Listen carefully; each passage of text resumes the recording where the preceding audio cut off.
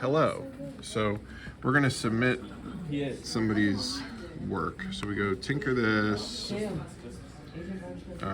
So we're here and we click up here. You click export, and that'll open up this. If you don't have like a bunch of extra stuff and you just want to do the one thing, it can be everything in this design.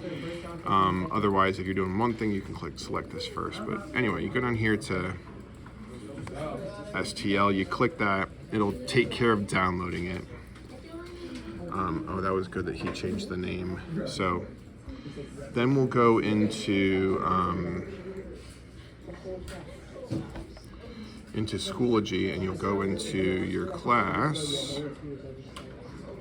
Here is your lovely class picture. We'll go into, in this case, 3D printing summative, submit assignment, and you will click this button, file. When you click that, it opens this up. And you just downloaded it, so it should technically be in downloads, but the easiest way to find this is if you click recent up here. Since you just downloaded it, it'll be the very first thing. You click that, add comment optional, hi me, all right, and there you go, submitted, done, the end.